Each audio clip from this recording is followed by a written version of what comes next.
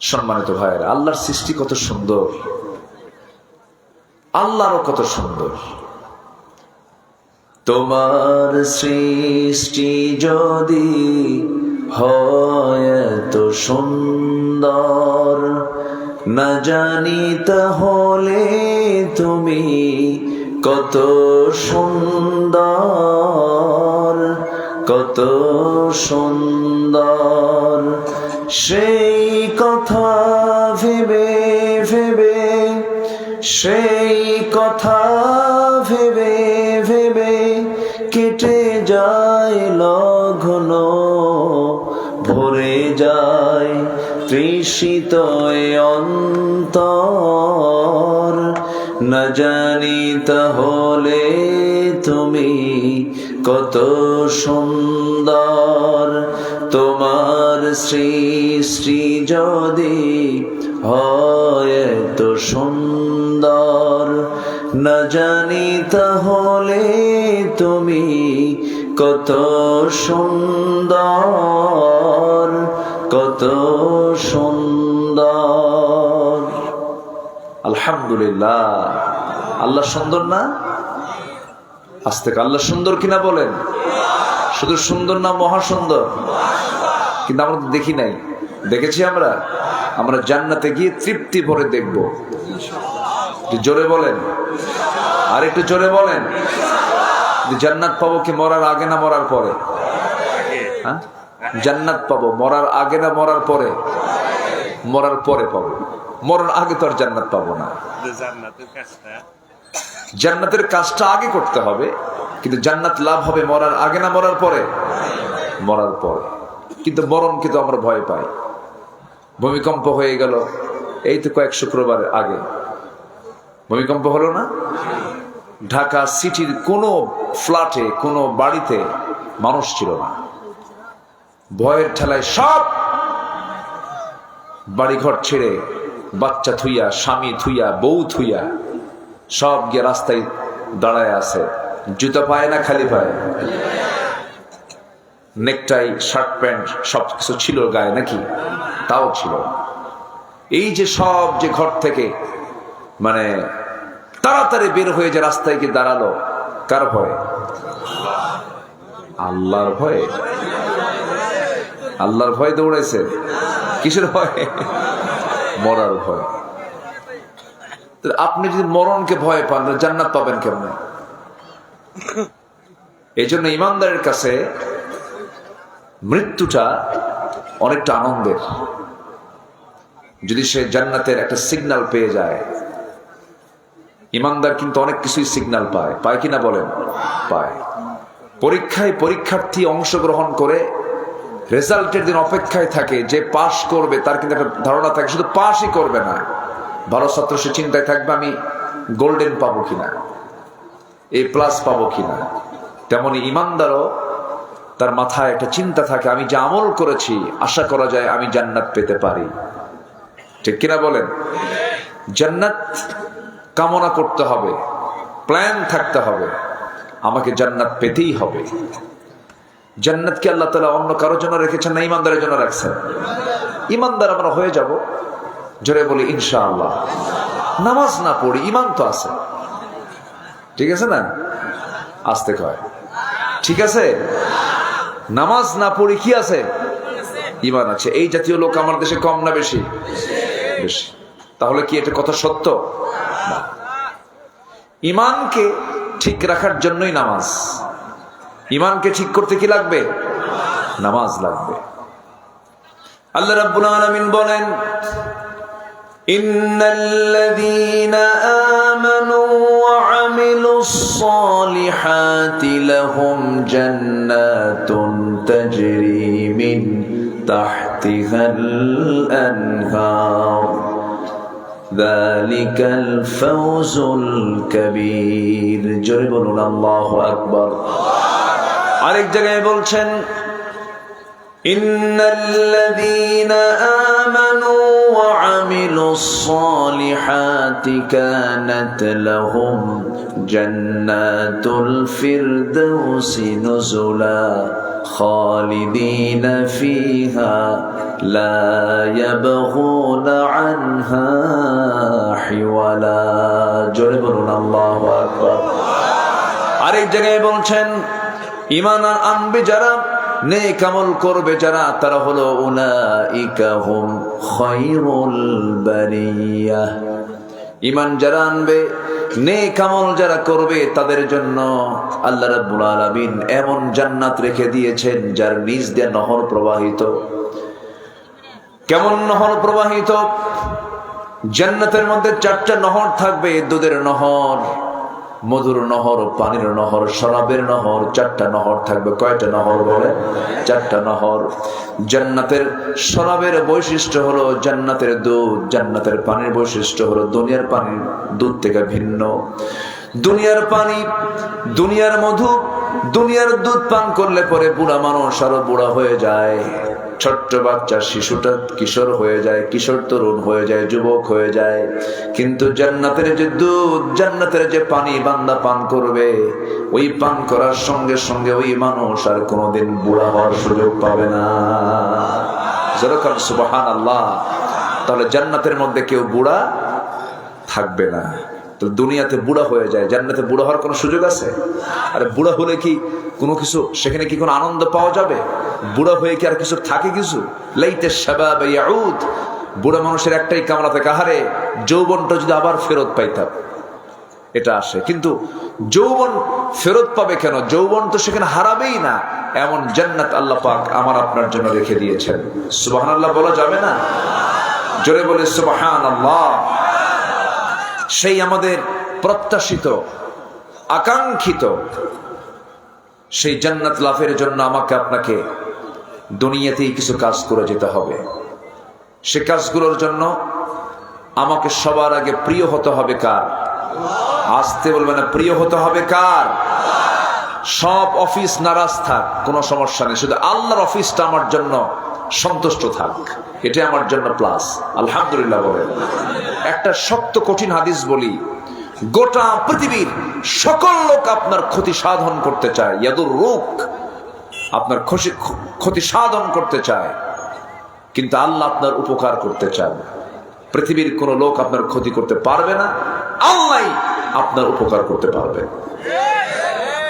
গোটা পৃথিবীর সমস্ত লোক একত্রিত হয়ে আপনার কল্যাণ করতে চায়, আইয়ান ফাউক, কিন্তু আল্লাহ আপনার ক্ষতি করতে চান। গোটা পৃথিবীর মানুষ এক জায়গায় হয়েও আপনার উপকার করতে পারবে না, আল্লাহ যদি আপনার ক্ষতি চান। ঠিক কিনা বলেন? এই কথাটার উপরে যদি কারো পরিপূর্ণ আস্থা থাকে, পরিপূর্ণ বিশ্বাস থাকে, ওই ব্যক্তির দ্বারা কখনো অন্যের ক্ষতি হওয়া সম্ভব নয়, এবং সেই বান্দা কখনো বিচ্যুত, পথভ্রষ্ট হয়ে যাওয়ার কোনো সম্ভাবনা নাই। সম্মানিত ভাইয়েরা, সব আমার অসন্তুষ্ট হয়ে যাক, সমস্যা নাই, কিন্তু আল্লাহ যদি অসন্তুষ্ট হন, বলেন তো সুবিধা না অসুবিধা? কায়দা না মহা বেকায়দা? মহা বেকায়দা হয়ে যাবে। এই জন্য সবার আগে আমরা আল্লাহর প্রিয়ত্ব অর্জনের জন্য কি কাজ, এই কাজগুলো আমরা শিখে নেব এবং আমল করব। জোরে বলি ইনশাআল্লাহ। আমি আমার আলোচনায় এলোমেলো জিনিসটা আমার ভিতরে আমি পছন্দ করি না। আমি সব আলোচনায় আমি চেষ্টা করি একটা আলোচনাকে সাজিয়ে একটা বিষয়ের উপর আলোচনা শেষ করতে। আজকে আমার সাবজেক্ট হচ্ছে আমরা কার প্রিয় হতে চাই, সেই প্রিয়ত্ব অর্জনে কিছু দিশা, কিছু পথ আল্লাহ পাক আমাকে আপনাকে কোরআনের মধ্যে দিয়ে দিয়েছেন। মোটামুটি 15টা পথ যদি আমরা অবলম্বন করি, 15টা দিশাকে যদি আমরা আমাদের দিশা বানিয়ে নেই, তাহলে আমরা আল্লাহর প্রিয় হতে পারবো। জোরে বলি ইনশাআল্লাহ। জোরে বলি ইনশাআল্লাহ। আমরা কার প্রিয় হতে চাই? আল্লাহ। আচ্ছা বলুন তো, আমাদের একমাত্র বন্ধু কে হতে পারেন? বলেন, কে হতে পারেন? বউ কি দূরের? বউ কি প্রিয় হতে পারে না? সন্তান, আত্মীয় স্বজন? ওরে, মনে হয় যে কেউ কারো আপন না, ভাবসাব তো এরকম মনে হচ্ছে। বউ বাচ্চা সন্তানাদি, ভাই, স্বজন, মা, বাবা, এনারাও কিন্তু আমাদের আপনজন। কিন্তু এই আপনজন একদিন নিশ্চিত পর হয়ে যাবে, কোনো সন্দেহ আছে? কোনো সন্দেহ নাই। স্বামী মরে গেলে মহিলা আরেক জায়গায় গিয়ে বিয়ে বসে কিনা বলেন? বউ মারা যাওয়ার পর স্বামী আরেক জায়গায় বিয়ে করে কিনা বলেন? বিয়ে করে। জায়গা ভ্যাকান্স, শূন্যতা পূরণ হয়ে যায়, ভালোবাসা হেরে যায়। কিন্তু যার মহাব্বত কখনো হারাবে না, তিনি আমার কে? আসতে বলবেন না, তিনি আমার কে? আল্লাহ তাআলা। এই দুনিয়ার কোনো ভালোবাসা টিকবে না। নশ্বর দুনিয়াতে সব একদিন শেষ হয়ে যাবে, কিন্তু যিনি আমাকে কখনো ভুলতে পারেন না, ভুলবেন না, যিনি আমাকে কখনো ছাড়বেন না, তিনি আমার কে? আল্লাহ বলছেন, হুয়াল আউয়ালু ওয়াল আখিরু ওয়াল যাহিরু ওয়াল বাতিন ওয়া হুয়া বিকুল্লি শাইইন আলিম। জোরে বলুন আল্লাহু আকবার। তিনি প্রথম, তিনি শেষ, তিনি প্রকাশ্য, তিনি গোপন। সকল ক্ষমতা একমাত্র তার, সকল ক্ষমতার উৎস একমাত্র কে বলেন? আল্লাহ তাআলা। আল্লাহ বলছেন, বান্দারে তুই আমার দিকে 1 হাত আগাবি, আমি তোর দিকে 10 হাত আগাবো। বান্দা তুই হেঁটে হেঁটে আসবি, আমি তোর দিকে দৌড়ায় দৌড়ায় যাব। আমার আল্লাহ তাআলা প্রত্যেক বান্দাকে মাফ করার জন্য প্রত্যেক রাত্রিতে আসেন তিনি দুনিয়ার আকাশে। ফিস সামাঈদ দুনিয়া। কিসের আকাশে আসেন? দুনিয়ার আকাশে আসেন। আকাশ কি একটা না 7টা? বলেন বলেন, কয়টা? সাবআ সামাওয়াত, 7 আকাশের মালিক আমার আল্লাহ। এক আকাশের মালিক না, কয় আকাশের মালিক? সাবআ সামাওয়াত, 7 আকাশের মালিক তিনি। এই 7 আকাশের আমরা যে আকাশটা দেখি, এটা যে প্রথম আকাশ। এরপর আরেকটা আকাশ আছে, এরকম করে 7টা আকাশ। 7 আকাশের উপরে হলো সিদরাতুল মুনতাহা, এরপরে হলো আরশ আজিম। সে আরশ আজিম আল্লাহ রাব্বুল আলামিন সমাসীন আছেন। ওয়াসিআ কুরসিয়ুহুস সামাওয়াতি ওয়াল আরদ ওয়া লা ইয়াউদুহু হিফযুহুমা ওয়া হুয়াল আলিয়্যুল আযীম। জোরে বলুন আল্লাহু আকবার। আর-রহমানু আলাল আরশি ইসতাওয়া। আল্লাহ পাক আরশ আজিমের সমাসীন আছেন, কিন্তু তার ইলম সব জায়গায় আছে। সে আরশ আজিমের সে আসন থেকে আমার আল্লাহ তাআলা ফিস সামাঈদ দুনিয়া, দুনিয়ার আকাশে চলে আসেন। এসে বলেন, আলা মিন মুস্তাগফিরিন ফাগফির লা। কোন ক্ষমা প্রার্থী আছে আমার কাছে ক্ষমা চাবে, আমি তাকে ক্ষমা করে দেব। জোরে বলুন সুবহানাল্লাহ। আল্লাহ আমাকে ক্ষমা করার জন্য কম আসেন না, বেশি পরিমাণ আসেন। ডিস্টেন্সটা আল্লাহ তাআলা আর্মস্ট্রং সহ কয়েকজন সদস্য সহ সেই চাঁদের দেশ সফর করে আসার পরে মানুষ মঙ্গল গ্রহে গেছে। মঙ্গল গ্রহ সফর করা শেষ হয়েছে। ডিগ্রি সেলসিয়াস তাপমাত্রা। এত বড় তাপমাত্রার কাছে তো মানুষ গেলে মরেই যাবে। এখন মানুষ যদি চিন্তা করে, চাঁদ দেখলাম, মঙ্গল গ্রহ দেখলাম, তারকারা দেশে যাব, তারকাটা আরো বড়, যদিও দেখতে ছোট দেখা যায় ডিস্টেন্সের কারণে, কিন্তু তারকা কিন্তু পৃথিবীর চাইতে বড়, সূর্যের চেয়েও বড়। এই পৃথিবীর চাইতে সূর্য হলো 13 লক্ষ গুণ বড়। কিছু কিছু তারকা আছে, 8 নামে তারকা আছে, যে তারকা এই পৃথিবীর চাইতে নয়, সূর্যের চাইতে 33 কোটি গুণ বড়। বিশাল আকারের সেই তারকাগুলো, গোটা পৃথিবীর যত তারকা আছে মহাশূন্যে সব আল্লাহ পাক ঝুলিয়ে ঝুলিয়ে রেখেছেন, মহাশূন্যে ঝুলন্ত করে রেখেছেন এই তারকাগুলো। এই তারকাগুলো অসংখ্য তারকার মাঝে সবচেয়ে পৃথিবীর নিকটবর্তী তারকা হলো প্রক্সিমা সেন্ট্রাই। প্রক্সিমা সেন্ট্রাই যদি কোনো বান্দা যেতে চায়, হয়তো দুনিয়ার কোনো বান্দা মনে করলে একটু ওই তারকার দেশ দেখতে যাব, জাগতিক জীবনের কোনো কপ্টার বিমান নিয়ে ওই জায়গায় গেলে হবে না, তবে চেষ্টা করতে পারে। লেটেস্ট নভোযান হলো অ্যাপোলো 11, যার ঘন্টার গতি হলো 39,000 কিলোমিটার।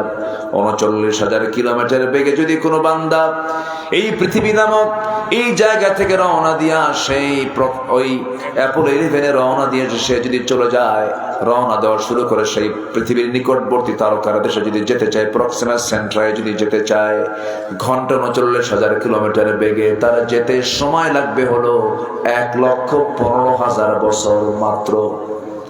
যাবেন কারা কারা? হাত তোলেন। হ্যাঁ, যাবেন কেউ? বাঁচবেন কয়দিন? যাবেন কখন? এই তো গেল শুধুমাত্র সামান্য পৃথিবীর সবচেয়ে নিকটবর্তী তারকার দেশে যেতে এত সময় লেগে যায়।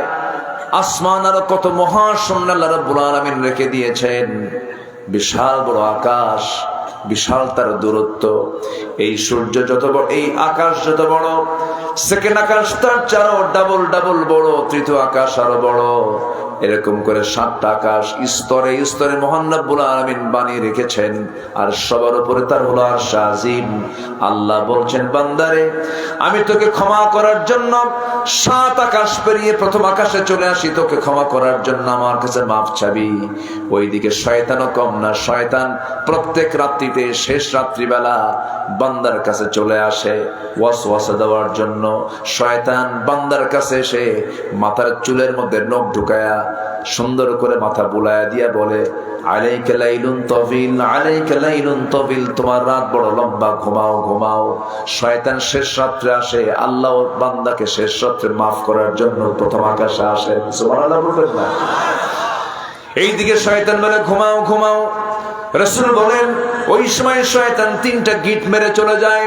ওই 3টা গিট যদি কেউ ছড়াতে চাও, 3টা আমল তোমাকে করতে হবে। নাম্বার 1 হলো তুমি আজান শোনার সঙ্গে সঙ্গে চট করে বিছানা থেকে নিজের পিঠটা সরায় নিবা, আস্তে করে বসবা, একটা গিট ছুটে যাবে। ওযু বানাবা, 2 নাম্বার গিটটা চলে যাবে। ওযু বানায়া পায়ে হেঁটে যখন মসজিদের দিকে রওনা দেবে, 3টা গিট ছুটে চলে যাবে। নামাজে দাঁড়াবে, 3টা গিট ছুটে চলে যাবে। পরবর্তী 24 ঘন্টা শয়তান তোমার কাছে আসার সাহস পাবে না। সুবহানাল্লাহ। শয়তানের ওই বেঁধে দেওয়া 3টা গিটকে আমরা সবাই ছুটাতে রাজি আছি নাকি? সবাইকে রাজি আছেন? আমার বন্ধুগণ, একটা প্রশ্ন করবো আপনাকে, বলুন তো আমার দেশে কোন ওয়াক্তে সবচাইতে কম মুসল্লি মসজিদে পাওয়া যায়? এবং আল্লাহ তাআলা সবচেয়ে বেশি ফজিলত রেখেছেন কোন নামাজে? শুধু ফজরেই 65টা ফজিলত এক্সট্রা করে আছে। রাকাআতাই সালাতুল ফজর খায়রুম মিনাদ দুনিয়া ওয়া মা ফিহা। ফজরের 2 রাকাত সুন্নতের দাম হলো দুনিয়া এবং দুনিয়ার মাঝে যা আছে তার চাইতে বেশি দামি। অথচ সেই ফজর আজকে সবচেয়ে কম মুসল্লি, ফজরের মুসল্লি খুঁজে পাওয়া যায় না। বলুন তো কোন ওয়াক্তে আমার দেশের মানুষ সবচাইতে বেশি বাড়িতে থাকে? আসরে মানুষ বাড়িতে থাকে। কোন ওয়াক্তে বলেন? ওই ফজরেই। যে ফজরের সবচেয়ে মুসল্লি কম, সেই ফজরের সবচাইতে বাড়িতে মানুষ বেশিরভাগ পরিমাণ বাড়িতে মানুষ থাকে। সেই সময় মানুষ ঘুমের সাগরে থাকে। আমার বন্ধুগণ, ঘুমের সাগরে থাকলে পরে আমার আল্লাহ এত রেগে যান, খেপে যান। 10:30টার দিকে শুক্রবার একটা ধাক্কা মারছিলেন, মনে আছে না আপনাদের? ধাক্কা মারছেন, সেই সময় এক ধাক্কায় সব বাইরে বের হয়েছে মরার ভয়ে। যদি আল্লাহর ভয়ে ফজরে বের হতো, আল্লাহ জাতীয় কোনো গজব দিতেন না। কি আমার কথা কি বুঝতেছেন ভাই? কথা কি বুঝতেছেন? সবাই কি নামাজ পড়তে রাজি আছি নাকি? কয় ওয়াক্ত নামাজ বলেন? আজ তো কয় ওয়াক্ত নামাজ? নামাজ পড়লে সবচেয়ে বেশি খুশি হয়ে যান তিনি কে? নামাজ না পড়লে সবচেয়ে বেশি রেগে যান তিনি। আমার চিল্লা বলেন কে? কোরআনকে প্রশ্ন করুন, কোরআন তুমি বলো কোন অপরাধের কারণে আল্লাহ রাব্বুল আলামিন সবচেয়ে বেশি শাস্তি দিবেন? সূরা মারইয়ামে আল্লাহ রাব্বুল আলামিন বলেন, ফাখালাফা মিন বা'দিহিম খালফুন আদাউস সালাতা ওয়াত্তাবাউশ শাহাওয়াত ফাসাউফা ইয়ালকাউনা গায়্যা। আল্লাহ রাব্বুল আলামিন বলেন, যে বান্দা নামাজকে নষ্ট করবে এবং নফসের দাসত্ব করবে, এই 2টা অপকর্ম যে বান্দা করবে, আমি তাকে শুধু জাহান্নাম নয়, জাহান্নামের গর্ত শেলের মধ্যে আমি তাকে ঢুকাবো। জাহান্নামের গর্ত খাই নামক গর্তের মধ্যে আমি তাকে ঢুকাবো। খাই নামক গর্ত এত ভয়ঙ্কর, তাফসীর এসেছে খাই নামক গর্তের নাম শুনলে জাহান্নাম পর্যন্ত ভয় পেয়ে যায়। এত ভয়ঙ্কর সেই জাহান্নাম, সেই জাহান্নাম থেকে বাঁচার জন্য এক নাম্বার কাজ হলো নামাজ কখনো বাদ দেওয়া যাবে না। নামাজকে আমরা কন্টিনিউ করব। সবাইকে রাজি আছেন নাকি? দুঃখজনক হলেও সত্য, আমার দেশে নামাজের জন্য কথা বলতে হয়, নামাজের জন্য বলতে হয়। মুসলমান এমন নামাজটা পড়তে চায়, নামাজটা পড়ে না। আমার বন্ধুগণ, যে নেতৃত্বে নামাজ নাই সেই নেতৃত্ব আমরা মানি না। আস্তে কন করে, আস্তে কন কেন? নামাজ আছে যেখানে আমরা যাব সেখানে। সম্মানিত ভাইয়েরা, যে কর্মসূচিতে নামাজ নেই, আজকে 54 বছর আমার দেশে আল্লাহ পাক 1500 বছর আগে বলে দিলেন রাষ্ট্র ক্ষমতা যারা পাবে, সূরা হজের 41 নম্বর আয়াত বাড়িতে মিলায় নেবেন। আমি আব্দুল্লাহ আমিন আমার নিজের মস্তিষ্ক প্রসূত একটা কথাও বলতে আসেনি। কোরআন থেকে কথা বললে কারো ফাটতে পারে, কারো সমস্যা হতে পারে, কারো অসুবিধা হতে পারে। চোর অসুবিধা হবে, ডাকাত অসুবিধা হবে, এরপরে সুদখোর অসুবিধা হবে, জিনাকার অসুবিধা হবে, ঠিক কিনা? সম্মানিত ভাইয়েরা, সূরা হজের 41 নম্বর আয়াতে আল্লাহ তাআলা বলছেন, রাষ্ট্রীয় ক্ষমতা যারা পাবে তারা রাষ্ট্রীয় পর্যায়ে 4টা বিধান তারা রাষ্ট্রীয় পর্যায়ে পাশ করবে। কয়টা বিধান? 4টা বিধান। সূরা হজের কয় নম্বর আয়াত বলেন? 41। একদম কোট করে রাখবেন যে আব্দুল্লাহ আমিন বানায় বলল না, কোরআনে আছে। আল্লাহ বলে দিচ্ছেন কি, আল্লাযীনা ইম্মাক্কানাহুম ফিল আরদি আকামুস সালাহ ওয়া আতাবুস যাকাতা ওয়া আমারু বিল মা'রুফি ওয়া নাহাউ আনিল মুনকার ওয়া লিল্লাহি আকিবাতুল উমুর। জোরে বলুন আল্লাহু আকবার। রাষ্ট্রীয় ক্ষমতা যারা পাবে, এক নম্বর কাজ হলো তারা রাষ্ট্রীয় পর্যায়ে তারা নামাজকে কায়েম করে ফেলবে, নামাজের বিধান চালু করে ফেলবে। নামাজ যখন সমাজে চালু হয়ে যাবে, আল্লাহ বলছেন লাফাতাহনা আলাইহিম বারাকাতিম মিনাস সামাই ওয়াল আরদ। জোরে বলুন আল্লাহু আকবার। নামাজ কায়েম হয়ে যাবে, যাকাত আদায় হয়ে যাবে, সুদ থাকবে না। নামাজ যেখানে কায়েম হবে সেই জায়গায় কোনো আকাম কুকাম থাকবে না, মদের বোতল থাকবে না। যে নেতা তোমার হাতে মদের বোতল তুলে দেয়, যে নেতা তোমার হাতে নারী তুলে দেয়, যে নেতা তোমার হাতে ইয়াবা তুলে দেয়, মাদক তুলে দেয়, অস্ত্র তুলে দেয়, সে নেতৃত্বের মুখে আমরা জুতা মারি, থুতু মারি, ঠিক কিনা? আমি খুব খুশি যুবকদের উপরে, তারুণ্যদের উপরে, তরুণদের উপর আমি খুবই খুশি। ওরা জাতে মাতাল, তালে ঠিক। কি কাজটা করলো চিন্তা করা যায়? বাপরা পারলো না, ছেলেরা করে ফেলছে। একদম জায়গা মতো সবকিছু করে দুপুর বেলা গণভবনে গিয়ে মুরগির রান খাইছে। এটা কি সেই কথা? সাহায্য করেছেন কে? আসতে কবেন না, সাহায্য করেছেন কে? অসংখ্য আলেমের চোখের পানি। আমার ভাই যে দল করেন, সে দলের যে দলীয় প্রধান, তার গোটা পরিবারটাই ছিল জেলখানা, ঠিক আছে না? অত্যাচার কি কম করছে? ওনার তো জেল খাটা লাগছে, মাঝে মাঝে যাওয়া লাগছে, তাই না? কত কিছু হয়েছে, তাই না? বলেন তো। আমি এক মাহফিল শেষ করে বাড়ি ফিরলাম। বাড়ি ফিরে বিশ্রামে যাব আমি, পুলিশ ঘেরাও করে আমাকে বলল, হুজুর থানায় চলে। বললাম কেন?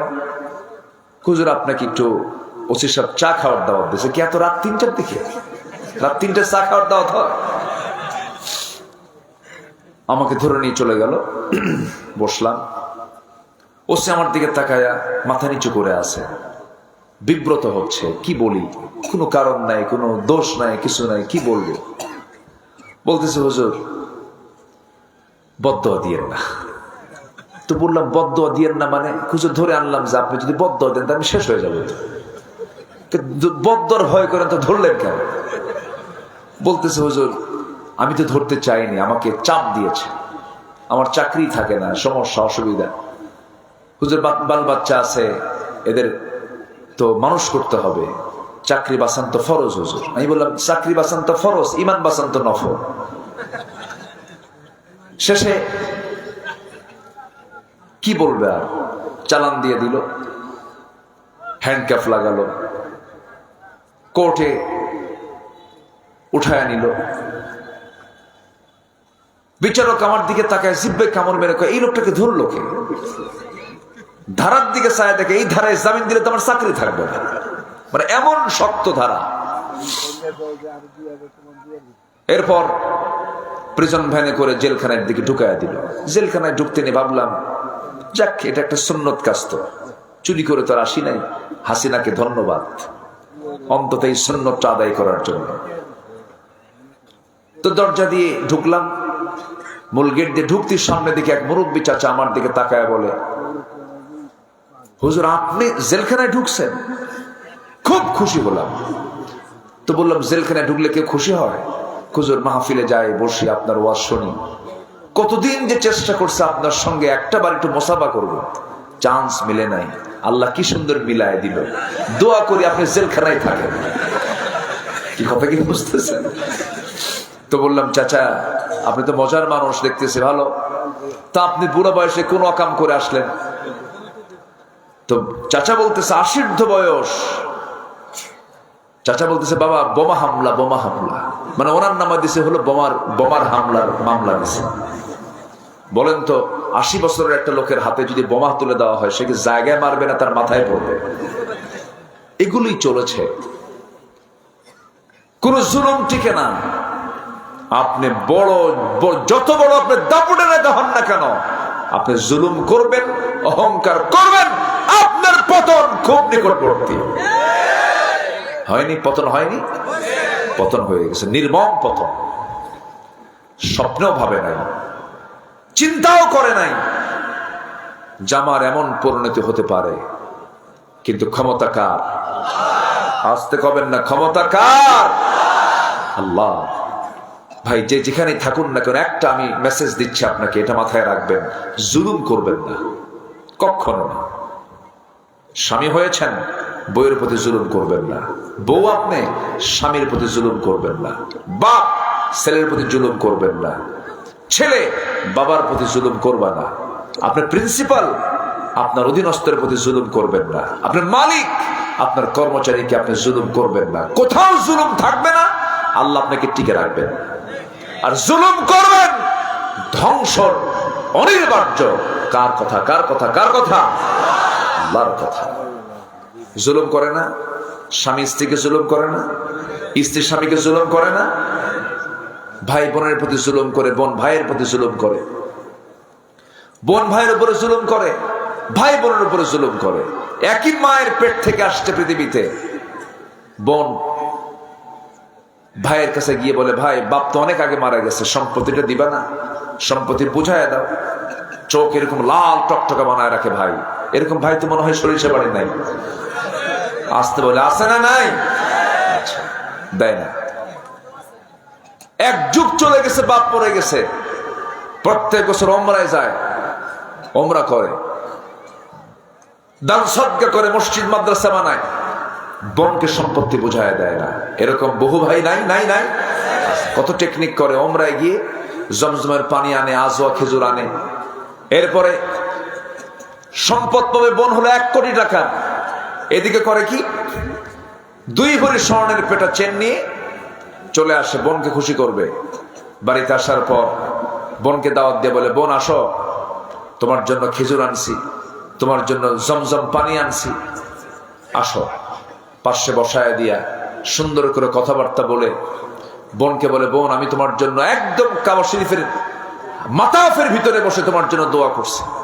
এরকম পাম্পট্টি দিয়ে শেষে বলে, তোমার জন্য 2 ভরি স্বর্ণের চেন আনছি, তোমার গলায় পড়ায় দিচ্ছি। বোন একটা কথা বলি কি, একটা কথা বলি, রাগ করবা না তো? না, অংশ নিলে কিন্তু ধ্বংস হয়। কত বড় বাটপার আছে, এরকম আছে না নাই? আছে না নাই? আছে না নাই? এগুলো জুলুম, এগুলো করব না আমরা। জোরে বলি ইনশাআল্লাহ। আল্লাহ কবুল করুন, জোরে বলি আমিন। আমরা কার প্রিয় বান্দা হতে চাই? আস্তে কার প্রিয় বান্দা হতে চাই? আল্লাহ। আল্লাহর প্রিয় বান্দা হওয়ার জন্য 15টা দিশা লাগবে, 15টা পথ আমাকে বের করতে হবে। নাম্বার 1 হলো, কোরআন বলছে আল্লাহর প্রিয় বান্দা হওয়ার জন্য আনুগত্য হবে দুজনের। 1 নাম্বার হলো আল্লাহ, নাম্বার 2 হচ্ছে মুহাম্মদ সাল্লাল্লাহু আলাইহি ওয়াসাল্লাম। আল্লাহ রাব্বুল আলামিন বলেন, ومن يطع الله والرسول فأولئك مع الذين أنعم الله عليهم من النبيين والصديقين والشهداء والصالحين وحسن أولئك رفيقا جربون الله أكبر সূরাতুন নিসা আয়াত নম্বর 69 আল্লাহ রাব্বুল আলামিন বলেছেন, যারা আল্লাহ এবং নবীর যারা আনুগত্য করবে তাদের বন্ধু হবে কারা? নবী, সিদ্দিক, শহীদ এবং নেককার লোকগণ হবে তাদের সঙ্গী। আল্লাহ বলছেন, আল্লাহ কতটা নিয়ামত দান করেছেন, আল্লাহ পাক কত উত্তম সঙ্গী তাদেরকে দান করেছেন। এই জন্য আমার বন্ধুগণ, সবচেয়ে দাম যদি আল্লাহর সামনে যদি বাড়াতে চাই, আনুগত্য করব এক নাম্বার কার? আসতে বলবেন না কার? এক জায়গায় না সব জায়গায়, এক জায়গায় না সব জায়গায়। নাম্বার 2 হচ্ছে মুহাম্মদ সাল্লাল্লাহু আলাইহি ওয়াসাল্লাম। রাসূলকে মানবো আমরা এক জায়গায় না সব জায়গায়। দাড়িতে মানবো, আতরে মানবো, সুরমায় মানবো, টুপিতে মানবো, পাগড়িতে মানবো, জুব্বায় মানবো, সুন্নতে মানবো, সমস্যা নাই। কিন্তু আমার রাসূল যে বদরে অংশগ্রহণ করেছেন, উহুদে অংশগ্রহণ করেছেন, দাঁত ভেঙেছে, কোমর চলে গেছে, গোটা শরীরে ক্ষতবিক্ষত হয়েছে, এগুলো তো সুন্নাত। রাসূল রাষ্ট্র পরিচালনা করেছেন, এটাও সুন্নাত। রাসূল ইমামতি করেছেন, এটাও সুন্নাত। আপনি নামাজকে মানবেন, নামাজ পড়াতে রাসূলকে মানবেন, রাষ্ট্র পরিচালনা রাসূলকে মানবেন না, আপনি উম্মত নন, আপনি ভণ্ড, আপনি প্রতারক। ঠিক কি না? রাসূলকে মানতে হবে এক জায়গায় না সব জায়গায়, সব জায়গায় মানতে হবে। আমরা মঞ্চ আসলেই বিগত 16 বছর কথা বলতে দেয়নি। ওই সময় নেতারা বলতো, হুজুর ওয়াজ করতে আসছেন, ভালো কথা, ওয়াজ করবেন আকাশ নিয়ে আর কবর নিয়ে, দুনিয়া আমরা দেখে নেব, আমরা মদ খাবো, আপনি দোয়া করে দিবেন। যেরকম নাউজুবিল্লাহ, এরকম হুজুর আমার দেশে আছে না নাই? এমন হুজুর আছে না নাই? সিনেমা উদ্বোধন হবে, হুজুরকে ভাড়া করে, হুজুর দোয়া করে, আল্লাহ তুমি সিনেমার বরকত দিয়ে দাও। আলেমদেরকে একটা মহল দেখতে চায় যে এরা রাজনীতির কথা বলবে কেন, এরা দেশের কথা বলবে কেন, এরা সমাজ সংস্কারের কথা বলবে কেন, এরকম একটা চিন্তা তাদের মাথায় কাজ করে। বহুদিন আগে মাহফিলে গেছে, ছোট্ট একটা ছেলে আমার দিকে তাকায় আছে, মন খারাপ করে, শুধু তাকায় কি যেন চিন্তা করতেছে, চিন্তাশীলের মতো। বললাম, আব্বু তুমি আমার দিকে তাকায় এরকম মন খারাপ করে তুমি কি চিন্তা করো? সে বলতেছে, হুজুর আমি ভাবছিলাম হুজুররা ভালো মানুষ, কিন্তু হুজুররা ভালো মানুষ না। কেন? হুজুররা বিয়ে করে আবার বাচ্চা হয়, হুজুররা বিয়ে করে আবার বাচ্চা হয়। বুঝতেছেন কি আমার কথা? মালি হাদার রাসূল ইয়াকুলুত তুআম ওয়া ইয়ামশি ফিল আসওয়াক। রাসূল কেমন রাসূল? বাজারেও যায় আবার ভাতও খায়। রাসূল এগুলো, রাসূল আবার এগুলো বাজারে যাবে কেন? আগের কাফেররাও এই চিন্তা করত। সম্মানিত ভাইয়েরা, এই চিন্তা করে আর লাভ নাই। এই দেশের মানুষ এখন অনেক সচেতন। আসতে কবেন না, জোরে কোন ঠিক কিনা? আমরা কিচ্ছু বুঝি না। আমি আল্লাহর কসম করে বলি, দলীয় কোনো প্ল্যাটফর্ম থেকে আমি এখানে আসি নাই।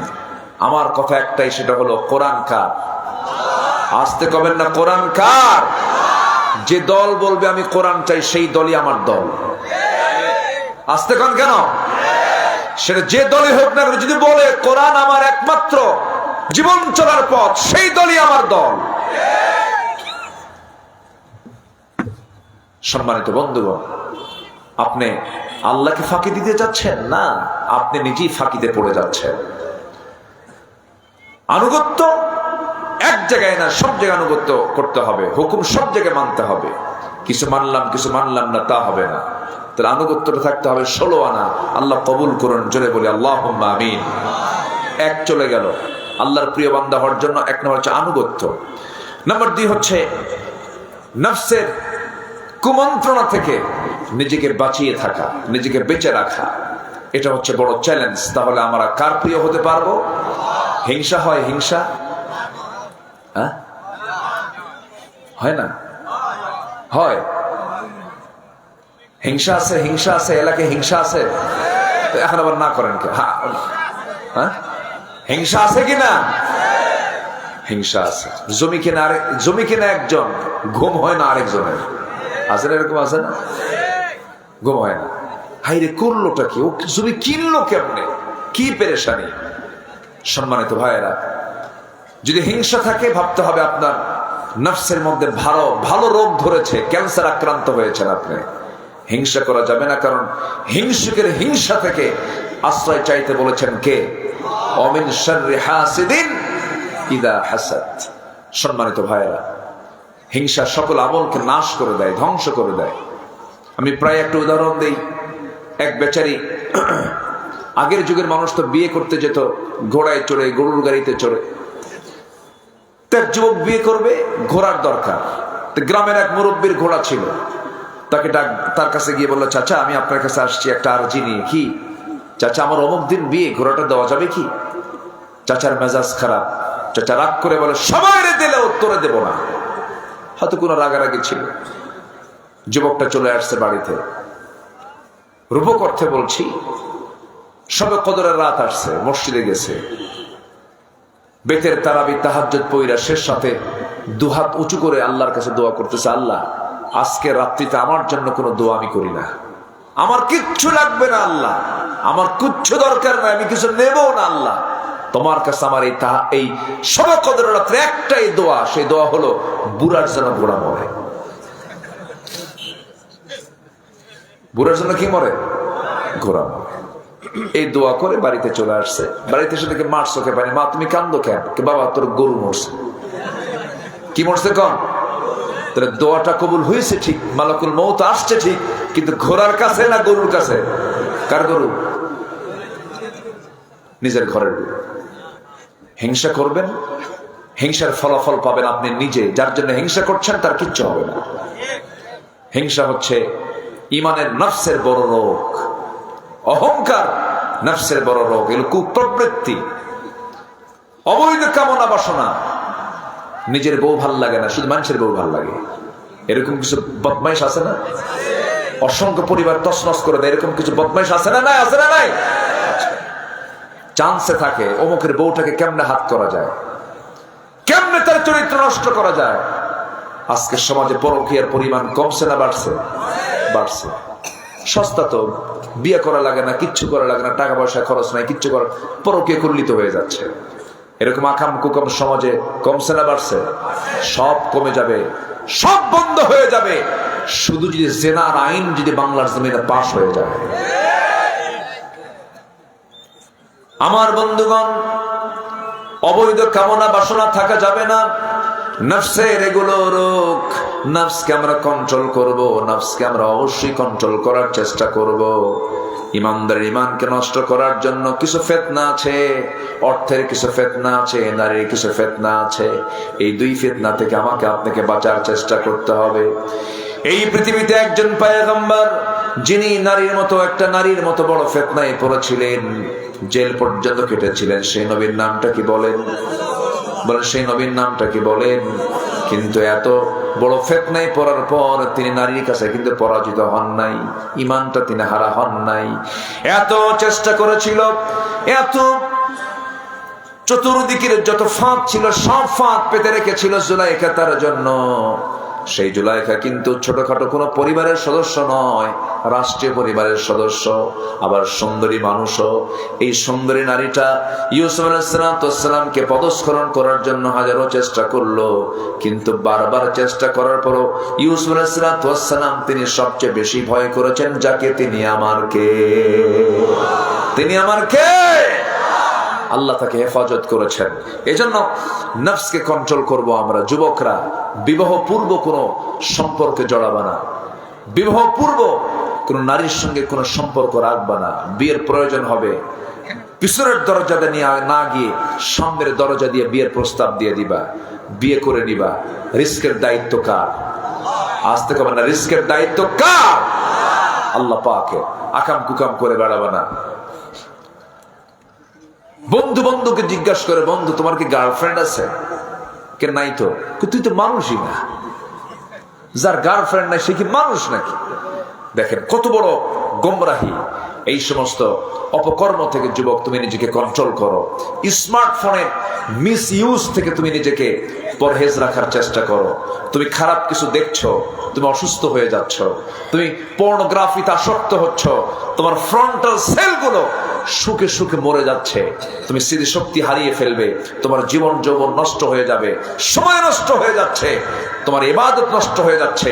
তুমি কি জানো পৃথিবীতে সবচাইতে তৃপ্তির কাজ হলো, সবচাইতে আনন্দের কাজ হলো বান্দা যদি সেজদার মতো সেজদায় যদি আল্লাহর কাছে কাঁদতে পারে। জোরে বলি সুবহানাল্লাহ।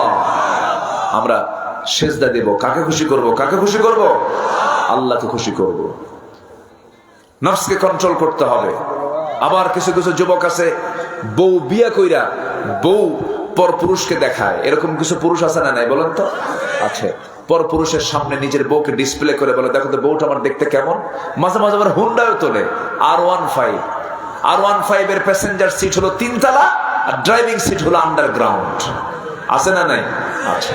বউটাকে অর্ধলগ্ন করে পিছনের সিটে উঠায় দিয়া লাল লিপস্টিক, লাল শাড়ি আর চুল ছেড়ে দিয়া হোন্ডার পিছনে তুলে টান দেবে, কিন্তু হোন্ডার সাউন্ড না। আগে তো হোন্ডা কোম্পানি, ইয়ামাহা কোম্পানির ভটভট ভটভট আওয়াজ ছিল, এখন তো হোন্ডার সাউন্ড নাই। তো সাউন্ড না হলে তোমার বউকে কেউ দেখবে না। হোন্ডার মেকারের কাছে গিয়ে বলে স্যালেঞ্জার খোল, যেন ফাটা সাউন্ড বের হয়। দিল একখান টান, এক টানে তিতপল্লা আছে নাকি? আছে না নাই বলেন তো? কামাল খান এক টানে চলে গেছে। আশপাশে যা আছে সব দেখতেছে জাতীয় সম্পদ। বউ কি জাতীয় সম্পদ না ব্যক্তিগত? বলেন বলেন, জাতীয় না ব্যক্তিগত? পার্সোনাল। আপনার পার্সোনাল লাইফটাকে আপনি কেন পাবলিক লাইফে রেখেছেন? আপনি নিয়ে যাবেন এগুলো নোংরামি। আল্লাহ এই নফসের কুপ্রবৃত্তি থেকে আল্লাহ পাক আমাকে আপনাকে হেফাজত করুন। জোরে বলি আমিন, আরো জোরে আমিন। আল্লাহ রাব্বুল আলামিন বলেন, নফসের দাসত্ব না হয়ে যদি আমাকে ভয় করে চলো, আমি তোমাকে কি করব? ওয়াম্মা মান খাফা মাকাম রাব্বিহি ওয়া নাহান নাফসা আনিল হাওয়া ফাইন্নাল জান্নাতা হিয়াল মাওয়া। জোরে বলুন আল্লাহু আকবার। নাম্বার 3 হলো ভালো কাজ আমরা করব, আল্লাহর সন্তুষ্টি হাসিল করতে পারবো, আল্লাহর প্রিয় বান্দা হতে পারবো। কিন্তু ভালো কাজ করার জন্য সবার আগে ধৈর্যের দরকার, অর্থাৎ ধৈর্যশীল হব। আল্লাহ পাক সেই বান্দাকে সবচাইতে বেশি ভালোবাসেন যারা ধৈর্যশীল। যে কোনো কাজ করতে কাজ আগে না ধৈর্য আগে? বলেন বলেন, কাজ আগে না ধৈর্য আগে? আমি কি শেষ করে দেব? এই যে না বলে যাচ্ছে, যাই যাই যাই যাই যাই, কি বসেন, এই বসেন। সারা রাতি করবো? কে ওঠে ধরেন? কে রাগ করতেছেন? একটু বসেন। যাচ্ছেন কেন? আমাকে না বলেই চলে যাবেন, আমি মেহমান তো। একটু বসেন। খুব যদি চাপ হয় একটু নোকটা তুলবেন, হুজুর 1 নম্বরে যাব। বহুদিন আগে এক মাহফিলে এক বুড়ো চাচার সামনে থেকে বলে, হুজুর আমি 3 নম্বরে যাব, কি বিড়ি খাবো। শীতের দিনে বিড়ির পরিমাণ কমে না বাড়ে? এত বাড়ে, ইটের ভাটা ফেল, এত খাওয়া খায়, ধোয়া মুখ ভরায় 3 তলায় পাঠায় দেয়। আছে না নাই বলেন তো? আমার মনে হয় এই জাতি ভাত যত খায় তার চেয়ে বিড়ি বেশি খায়। এই জন্য ব্রেন খুব ভালো। বিড়ি খেলে নাকি ব্রেন ভালো হয় না? ওই যে অনেক সময় দরবারে বসে বসে হঠাৎ করে মাতব্বর নাই, মাতব্বর কই গেছে, বাড়ির পিছনে যায় বিড়ি টানতেছে। কি ভাই আপনি কই গেছেন? কি ভাই ব্রেন কাজ করতেছেন, একটু টান দিলাম তো ফ্রেশ হয়ে গেল ব্রেন। এরপরে বসে। এই হচ্ছে অবস্থা। আল্লাহ তুমি এই সমস্ত নেশা থেকে, বদভ্যাস থেকে জাতিকে হেফাজত করো। জোরে বলি আল্লাহুম্মা আমিন, আরো জোরে আল্লাহুম্মা আমিন। নাম্বার 3 হলো কল্যাণময় কর্ম করব ধৈর্যের সাথে। যে কোনো কাজ করতে গেলে ধৈর্য আগে না কাজ আগে? বলেন, ধৈর্য আগে না কাজ আগে? এই যে বসে আছেন ঠান্ডার ভিতরে, বলেন তো শোনা আগে না ধৈর্য আগে? বসে আছেন ধৈর্য নিয়ে, নামাজ ঠান্ডা পানি অথবা নামাজে উঠতে হয় ফজরে, ধৈর্যের দরকার আছে না নাই বলেন তো? আচ্ছা, ইমাম সাহেব নামাজ একটু লম্বা করতেছে, যদি আপনার কাছে একটু কষ্ট হচ্ছে, এরপরে ভাববেন না আমার আল্লাহর সন্তুষ্টি দরকার, ধৈর্য নিয়ে দাঁড়ায় আছেন। এটাই হলো সবচেয়ে বড় একটা গুণ। আল্লাহ বলছেন আমি ধৈর্যশীলদের সাথে সর্বক্ষণ আছি। জোরে কোন সুবহানাল্লাহ। ধৈর্য আছে যার, ঈমান আছে তার। ধৈর্য নাই তার, ঈমানের ঝুঁকি আছে তার। ঈমানের ঝুঁকি আছে তার। হাইরে রাগ। সেদিন এক মহিলা ফোন দিছে আমারে, ফোন দিয়ে বলে হুজুর আমার স্বামী না সকালেও তালাক দেয় বিকেলেও তালাক দেয়, আমি কি আসি না নাই? কি কথা কি বুঝতেছেন? এরকম কিছু পুরুষ আছে না, মুখে গেলে তালাক শব্দ তোলে, তালাক টালাক দিয়া আমাদের কাছে ফোন দিয়ে বলে হুজুর রাগের ঠেলায় তালাক দিছিলাম, হুজুর ভুল হয়ে গেছে, বাচ্চা কাচ্চা আছে, হুজুর দেখেন তো ফেরত নেওয়ার কোন উপায় আছে নাকি? ওর ভাবনা কি জানেন? শরীয়ত মনে হয় হুজুর, শরীয়তের মালিক মনে হয় হুজুর নিজেই। শরীয়তটা কার? আসতে কবেন না কার শরীয়ত? আল্লাহর শরীয়ত। আপনি তালাক দিবেন আবার নিবেন, তালাক দিবেন আবার নিবেন, এটা কি সম্পর্ক বৈধ হবে না অবৈধ হবে? অবৈধ হয়ে যাবে। সব জানে কিন্তু জানে না যে তা না, জানে বোঝে, এরপর আকাম কুকাম গুলো করে। আমরা ধৈর্যশীল হব। জোরে বলি ইনশাআল্লাহ। আর জোরে বলুন ইনশাআল্লাহ। ধৈর্য ছাড়া কোনো কিছু অর্জন হবে না। বলেন তো ব্যবসা আগে না ধৈর্য আগে? বলেন বলেন বলেন বলেন। ধৈর্য আগে। আপনি লুঙ্গি দোকানদার, লুঙ্গি যদি আপনি বিক্রি করতে নেন, এক লুঙ্গি দেখে কেউ এক লুঙ্গি কিনবে? 10 লুঙ্গি দেখাবেন, এরপরে জমিন দেখবে, কালার দেখবে, তারপরে অনেক প্রশ্ন করবে, এরপরে আপনার সে লুঙ্গি নাও কেনা তার হতে পারে। যদি না কিনে যায় তখন আপনি কি করবেন? রাগ করবেন? রাগ করা যাবে? আপনার কিন্তু মুস্কি একটা হাসি মারতেই হবে, মানে অভিনয়ের হাসি, কিন্তু ভিতরে কিন্তু চলে যাচ্ছে আপনার।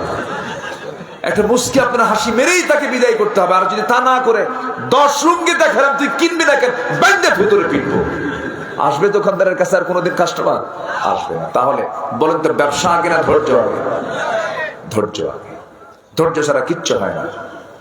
সকল নবী ছিলেন এক একজন ধৈর্যের পিরামিড। জোরে কোন সুবহানাল্লাহ। আমার রাসূল তো কি মহা ধৈর্যশীল ছিলেন। আল্লাহু আকবার। নূহ আলাইহিস সালাতু ওয়াস সালাম বললেন আল্লাহ সবগুলোরে শেষ করে দাও, মহাপ্লাবন হয়ে গেল। মুসা তো বললেন আল্লাহ একটারও তুমি থুইও না। এত রাগ ছিল। আল্লাহ পাক একদম তুর কি বলে আকাশে একদম পাহাড় নিয়ে এসে মাথার উপরে চাপায়া দিলেন, ধ্বংস করে দিলেন। কিন্তু আমার নবীজি এরকম বদ্ধ কখনো করেছেন? রাসূল ছিলেন ধৈর্যের পিরামিড। জোরে কোন সুবহানাল্লাহ। কে না জানেন ইতিহাসগুলো? তায়েফের মানুষ মারে, রাসূল বলেন এরা বোঝে না, আমি মাফ করে দিলাম। জোরে কোন সুবহানাল্লাহ। রাসূল মক্কা থেকে বিতাড়িত হয়ে মদিনায় চলে গেলেন, মক্কা বিজয় হলো, রাসূল বলেন আমি সবাইকে মাফ করে দিলাম। জোরে বলি সুবহানাল্লাহ। আমরা রাসূল ছিলেন ধৈর্যের পিরামিড। তবে একজন নবীর কথা আমার বারবার মনে হয়, যাকে আল্লাহ পাক পাতায় পাতায়, কোরআনের পাতায় পাতায় তার নামটা উল্লেখ করেছেন। তিনি হচ্ছেন মূসা আলাইহিস সালাতু ওয়াস সালাম। রাগ কম না বেশি? বলেন রাগ কম না বেশি? শুধু বেশি না অনেক বেশি। এক তাফসীর এসেছে যে তিনি যখন খেপে যেতেন তার চুলগুলো খাড়া হয়ে টুপি ভেদ করে বের হয়ে যেত, এত রাগ ছিল ওনার সামনে। একদিন এক যুবক, টকবকে যুবক, বারবার ভুল করে। তিনি বললেন এই তুমি তো এটা ভুল করতেছো, কেন? না ভুল করে না। ভুল করেছো? না ভুল করে নাই। ভুল করেছো তুমি? না ভুল করে নাই। মারছে থাপ্পড়। এক থাপ্পড় খাওয়াও সারা, মরে যাওয়াও সারা। যখন মরে গেছে তখন আল্লাহকে বলছে আল্লাহ ও যে মরবে আমি তো এটা বুঝি নাই আল্লাহ, আমি তো ওকে শাসন করার নিয়তে মারছি, ও তো মরে গেল। আল্লাহ দোষ কিন্তু আমার না, দোষ কিন্তু তোমার। আল্লাহ বলছেন মূসা তুমি এখন দেশে থাকতে পারবে না, তোমার বিরুদ্ধে হত্যার হুলিয়া জারি হয়ে গেছে, তুমি দেশ ছাড়ো। দেশ ছাড়লেন, যেদিক চোখ চলে যায় সেই দিকে চলে গেলেন। প্রচন্ড রাগ ছিল তার। তখন তিনি নবুয়ত পান নাই, প্রচন্ড তৃষ্ণার্ত ক্ষুধার্ত। সামনে পেলেন একটা সুন্দর একটা মিষ্টি পানির একটা কূপ পেলেন, ঠান্ডা পানির একটা কূপ পেলেন। সে কূপের ধারে গিয়ে দাঁড়ালেন, কূপ থেকে পানি তুললেন, পান করলেন, তৃষ্ণা নিবারণ করলেন। দেখতে পেলেন দুজন মহিলার সামনে বালতি নিয়ে দাঁড়ায় আছে। বলেন কোনো সমস্যা? কূপ থেকে পানি নেব, নিয়ে যাও। পারবো না। কেন? ঢাকনা আছে, আমরা খুলতে পারবো না, 10-12 জন পুরুষ লাগবে। উনি ভাবলেন মহিলা মানুষ বেচারা কষ্ট পাবে, দাও বালতি। বালতি নিলেন, কূপের ধারে গেলেন, ঢাকনা হাত দিলেন, ফিকা মারলেন, ছিটকে পড়ে গেল 14 হাত ধরে। দুই মহিলা মনে মনে কয় এটা মানুষ না অন্য কিছু, কি শক্তি রে বা। বালতি ভরে পানি তুলে বললেন যাও তাড়াতাড়ি বাড়িতে চলে যাও, সন্ধ্যার পরে মেয়েদের বাইরে থাকতে নেই, তাড়াতাড়ি বাড়ি চলে যাও। চলে গেছে বাড়িতে। সূর্যাস্ত হওয়ার পূর্বেই বাড়িতে হাজির। বুড়া বাপ বলে মা আজকে এত তাড়াহুড়ো করে আসলে কেমনে? এত তো তাড়াতাড়ি তোমাদের পানি নিয়ে আসা হয় না, ব্যাপারটা কি? কাব্বা একজন যুবককে দেখলাম ওই জায়গায়, ইন্নাহু কাবিয়্যুন আজিজ, খুব শক্তিশালী যুবক, খুব তাগড়া যুবক, সে আমাদেরকে হেল্প করেছে। বুড়ো বাপ বলছে, বড় মেয়ে আমার, আগামীকালকে তুমি যাবে, আমার সালাম জানাবে এবং আমার কথা বলবে, আমি তাকে দাওয়াত দিলাম, সেজন্য আমার বাড়িতে এসে আমার সঙ্গে সাক্ষাৎ করে। পরের দিন চলে গেছে, গিয়ে বলতেছে যে আব্বা বুড়া মানুষ, আপনাকে দাওয়াত দিয়েছে, আপনি কি যাবেন? উনি মনে মনে ভাবলেন কেউ আমাকে চেনে না, এই জায়গায় একটু পরিচয় হলে তো ভালোই হয়, আমি যাব, কিন্তু যাবো কেমন, আমি তো বাড়ি চিনি না। মহিলা বলতেছে, আপনার চেনার দরকার নাই, আমি সামনে সামনে যাব, আপনি আমার পিছে পিছে আসবেন। মুসার কাছে মেজাজ খারাপ হয়ে, মুসা ইসলাম বলতেছেন, তুই কি কইলি? তুই মহিলা সামনে থাকবে আর আমি পুরুষ পিছে থাকবে, এমন পুরুষকে আমি মুসা? আমি সামনে, তুই পিছে আয়। আল্লাহু আকবার বলবেন না? বিগত 16 বছর এই জাতি ছিল কার পিছে? কার পিছে? এটা কি নবীদের শান? বলেন বলেন, নবীদের শান। মসজিদের ইমাম হবে পুরুষ না মহিলা? বলেন বলেন বলেন। পৃথিবীতে একজন নবীর নাম মহিলা কোন আছে? নাই। আর কিভাবে বুঝাবো? মুসা আলাইহিস সালাতু ওয়াস সালাম বললেন, তুমি পিছে থাকো, আমি সামনে যাই। মুসা আলাইহিস সালাতু ওয়াস সালাম সামনে চলে গেলেন, আর মহিলাকে বলেন, মহিলা শোনো, আমার সঙ্গে বেশি কথা বলা যাবে না, আমি পরপুরুষ, তুমি পরনারী, আমি সামনে চলবো, তুমি পিছে পিছে আসবে, শুধু দুইটা শব্দ উচ্চারণ তুমি করতে পারবা। ভুল করে ডানে গেলে বলবা বাম, ভুল করে বামে গেলে বলবা তুমি ডান, এই দুই শব্দের বাইরে কোনো শব্দ চয়ন করতে পারবা না।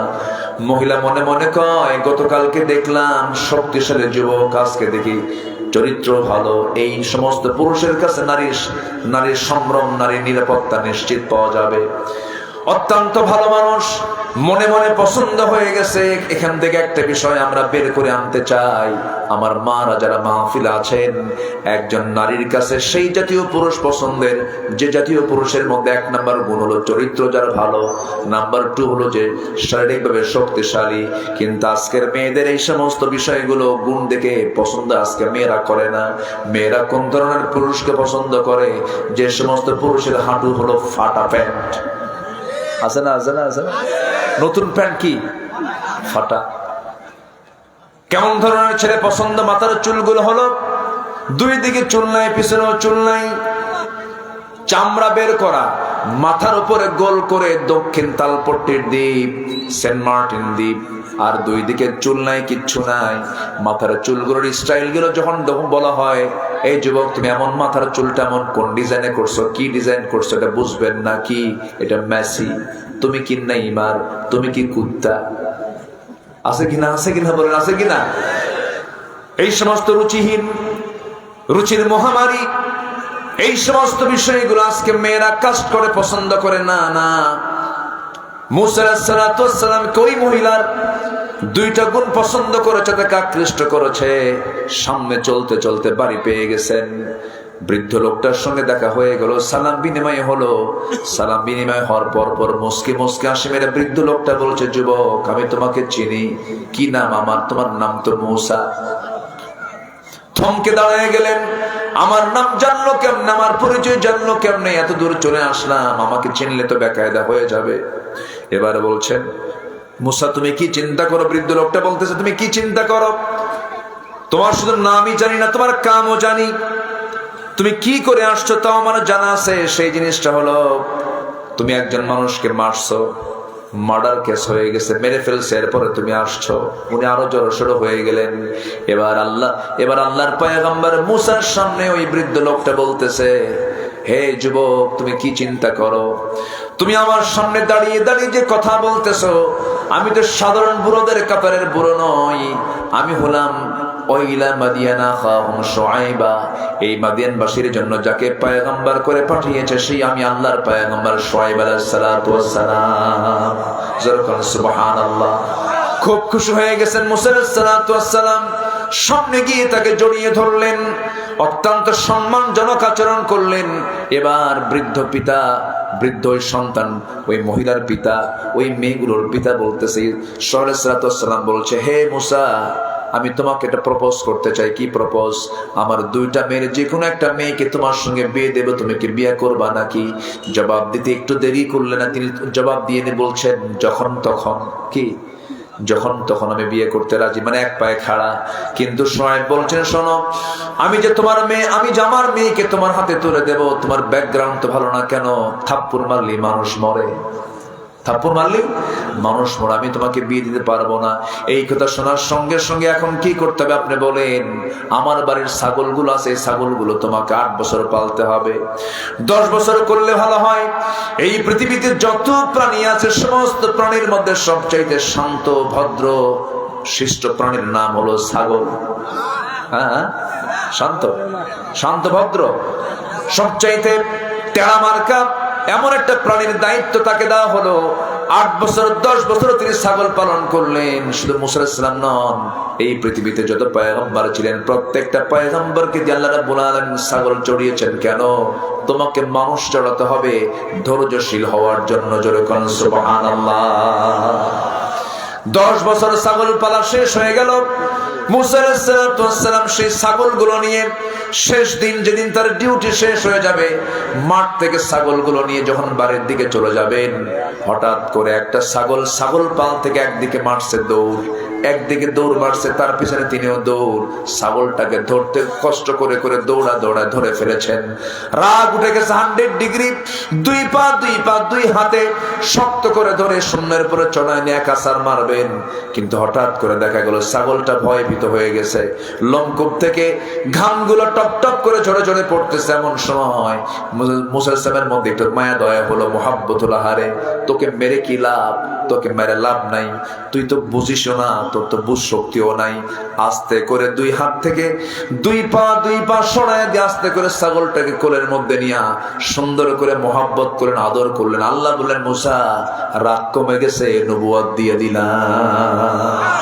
জোরে কোন সুবহানাল্লাহ, আরো জোরে বলে সুবহানাল্লাহ। তাহলে রাগ আমাদের থাকতে হবে না কমাতে হবে? বলেন বলেন বলেন বলেন। রাগ দরকার না ধৈর্য দরকার? বলেন, রাগ দরকার না ধৈর্য দরকার? ধৈর্য দরকার। আল্লাহর প্রিয় হওয়ার জন্য এই সমস্ত গুণগুলো লাগবে। নাম্বার 4 হলো, আল্লাহ রাব্বুল আলামিন বলেন, ঈমান তোমাকে আনতে হবে এবং ঈমানের উপরে তোমাকে অবিচল থাকতে হবে। ঈমান আনা সহজ, টিকে থাকা কঠিন। আল্লাহ রাব্বুল আলামিন বলছেন, বান্দা, ঈমান এনেছো ভালো কথা, কিন্তু পরীক্ষা হবে না এমন ঈমান তোমার জীবনে আসবে না। অবশ্যই ঈমান আছে যার, পরীক্ষাও আছে তার। আহাসিবান নাস আইয়ুতরাকু আইয়াকুলু আমান্না ওয়া হুম লা ইফতানুন। জোরে বলুন আল্লাহু আকবার। ঈমান এনেছে মানুষ, অথচ পরীক্ষা করা হবে না, তা হবে না। অবশ্যই পরীক্ষা করা হবে, প্রত্যেকটা পরীক্ষায় তাকে পাশ করতে হবে। এমন কোন নবী নেই যে নবীর জীবনে পরীক্ষা আসে নাই। আশাদ্দুন নাসি বালাউল আম্বিয়া ফাল আমসাল সুম্মাল আমসাল। প্রত্যেকটা নবীদের জিন্দেগিতে পরীক্ষা এসেছে, সব পরীক্ষায় তারা ফার্স্ট হয়েছেন, সব পরীক্ষায় তারা পাশ করেছেন। আমরা ঈমান এনেছি, ঈমানটাকে আমরা টিকে রাখবো। জোরে বলি ইনশাআল্লাহ, আর জোরে বলি ইনশাআল্লাহ। ঈমান টিকে রাখতে হবে। ঈমানকে যদি আমরা হারায় ফেলি, সব হেরে যাবে, সব কিছু শেষ হয়ে যাবে। আমরা তো এমন ঈমানদার, আমার দেশে কিছু ঈমানদার আছে, সামান্য বিড়ির প্যাকেট পাইলে পরে ঈমান বেঁচে শেষ করে, আছে না নাই? আচ্ছা, আমানতটা খেয়ানত করে ফেলে। একটা চেয়ারে বসাবেন একজন ভালো মানুষকে না চোরকে? বলেন, ক্ষমতার চেয়ারে 2 জন প্রার্থী আছে, একজন চোর, একজন ভালো মানুষ। কাকে বসাবেন? বলেন, কাকে বসাবেন? ভালো মানুষকে বসাতে হবে। চোরকে বসাবেন, ওই চোর চুরি করবে, আপনার আমলনামা অটোমেটিক গুনাহ গিয়ে জমা হবে। এই জন্য আমরা ঈমানটাকে টিকে রাখার চেষ্টা করব। জোরে বলি ইনশাআল্লাহ, আরো জোরে বলি ইনশাআল্লাহ। নাম্বার 5 হলো, মহান আল্লাহর সন্তুষ্টির উদ্দেশ্যে দান করব। নাম্বার 6 হলো, আল্লাহর স্মরণে লিপ্ত থাকবো, আমরা আল্লাহর প্রিয় হতে পারবো। নাম্বার 7 হলো, গুনাহ তো অবশ্যই আছে। এখানে গুনাহ নাই কার কার? হাত তোলেন তো দেখি। গুনাহ কার কার নাই? গুনাহ আছে? আস্তে, গুনাহ আছে তো তওবার দরকার আছে না নাই? আমি কেন বললাম জামালপুরে এসে কথা? জামালপুরের সঙ্গে একটা জেলা আছে টাঙ্গাইল, আছে না? টাঙ্গাইল একজন ফেরেশতা আছে। সে ফেরেশতা কইছে কি জানেন? যে আমি আমিন কব কেন? আমার তো আমিন বলা লাগবে।